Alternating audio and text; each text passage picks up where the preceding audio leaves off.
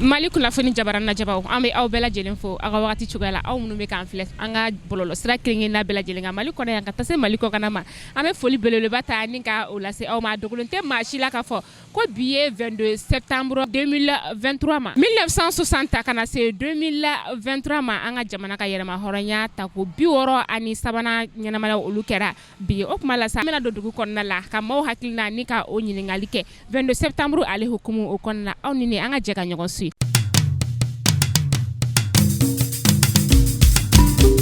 Bon, 22 1960 à nos jours,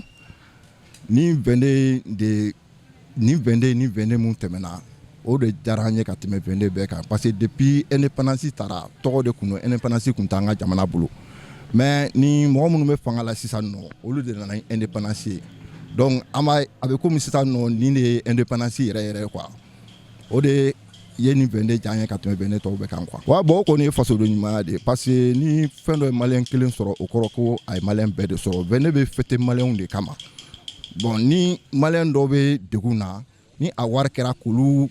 dɛmɛ a bɛ komi o bɛɛ y'a kelen ye quoi vraiment an fɛn kɔni an bɛ Asimu fo ka barikada de an bɛ dugawu de kɛ toujours hali bi Ala k'a bolo mɛn fanga la a n'a jɛɲɔgɔnw.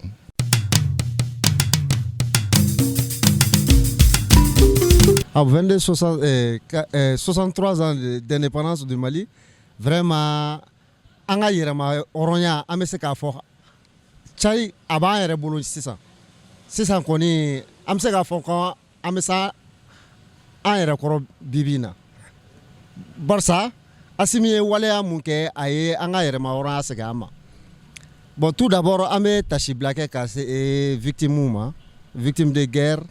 ani victime de minnu tora bateau kɔnɔna fɛn na ani minnu blessera n bɛ tasibila kɛ ka s'o ma bon bi a ye waleya mun kɛ ka 22 in bɔ a ma ka se victimes ma a ɲɛna kosɛbɛ an bɛ se ka an b'a fɔ an b'a barikada.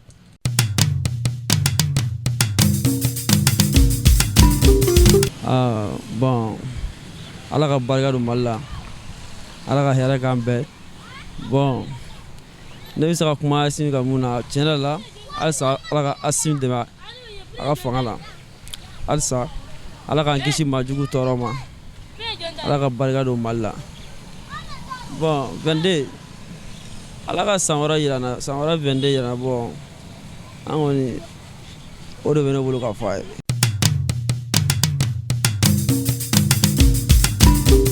Bon ne hakilina ye mun ye jamana taabolo la o ye fɔlɔ 22 kun bɛ fêti parce que mankan kun tɛ mais sisan mankan donna senkɔrɔ bon yɔrɔ a ma nɔgɔn donc an kɔni bɛ dugawu kɛ mankan ka se ka ban mɔgɔw fêti ka se ka kɛ i n'a fɔ kɔrɔla bɛ kɛ cogo min na quoi o de ye maliyɛnw hakilina yɛrɛ ye quoi voilà an kɔni b'o de fɛ an bɛ dugawu kɛ n'Ala sɔnna mankan ka ban parce que o yɛrɛ de ka d'an yɛrɛ ye ni mankan banna feerekɛlaw bɛɛ bɛ taa sɔrɔ voilà dugawu yɛrɛ de ye n'Ala sɔnna.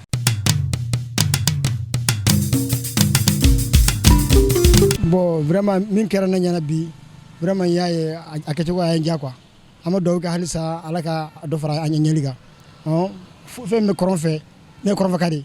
fɛn bɛ yen n b'a ko bɛɛ don vraiment degun bɛ yen an bɛ dugawu kɛ halisa Ala ka dɔ bɔ a la an bɛ dugawu kɛ Ala ka jamana ɲɛsigi fɛn kɛra ka tɛmɛ Ala kana ɲɔgɔn fila kɛ tuguni quoi an bɛ dugawu kɛ ɲɔgɔn ye min kɛra bi Ala ka san wɛrɛ ta jira an na an k'a kɛ ka tɛmɛ nin bɛɛ kan quoi a ka ɲɛ ka tɛmɛ bi ta kan an ye bi ta ye vraiment a nisɔndiya a y'a minɛ a diyara n ye quoi an bɛ dugawu kɛ Ala ka san wɛrɛ ta nɔgɔya a ka ɲɛ ka tɛmɛ nin kan jamana bɛ gɛlɛya min na an bɛ dugawu kɛ Ala ka bɔ a la ani hɛrɛ ye quoi Ala k'an bɛɛ ta ɲɛ k'a d'a ma jamana bɛ yɔrɔ o yɔrɔ hadamaden bɛ yɔrɔ o yɔrɔ Ala kisi k'an bɛɛ ye quoi fɛn ɲinina min bɛ so min bɛ sigi a bɛɛ Ala k'an bɛɛ ta ɲɛ k'a d'a ma an bɛ gɛlɛya fɛn na a nɔgɔya bɛ kɛ Ala ye donc an bɛ dugawu kɛ Ala ka nɔgɔya k'a d'a ma quoi sɔrɔsiw bɛ fɛn na an b'a dɔn an ye an denw don an kɔrɔ a dɔgɔ an faw don donc an bɛɛ kelen quoi olu min bɛ baara la ani mun bɛ an bɛ population an bɛɛ kelen quoi olu ka laɲini ye u bɛ min ɲini an fana b'o de ɲini quoi n'o ye jamana ka hɛrɛ ye quoi e bɛ kɛlɛ kɛ o i tɛ kɛlɛ kɛ o bɛɛ ka laɲini ye jamana ka hɛrɛ sɔrɔ donc an bɛ dugawu kɛ halisa Ala ka ɲɛ k'a dɔn ma Ala k'an bɛɛ dɛmɛ maa o maa n'i bɛ jamana hɛrɛ fɛ Ala k'i dɛmɛ Ala k'i ŋɛniya sigi fɛn bɛ jamana sigi ko Ala k'an kisi a ma hadamaden an bɛɛ kelen an ka dugawu kɛ Ala ka jamana basigi Ala ka jamana basigi Ala ka san wɛrɛ ta nɔgɔya wa vraiment fama nana a ye fɛn kɛ an bɛɛ nisɔndiyara donc an y'a ye vraiment a diyara an bɛɛ ye quoi min kɛra ka tɛmɛ ala k'an kisi ɲɔgɔn ma an bɛ dugawu kɛ ala ka ɲɛ k'a dama halisa ala ka sabarita nɔgɔya aw bɛɛ ni ce.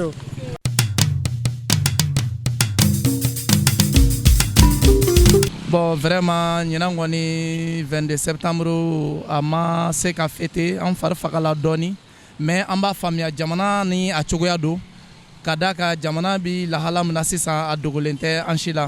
mais an bɛ dugawu kɛ halisa ala ka sankɔrɔta di an ka finitigiw ma u bɛ fɛn fɛn ɲini ala fɛ yarabiyama ala ka nɔgɔya o bɛɛ lajɛlen ye ok o de tun ye ne ka kuma ye.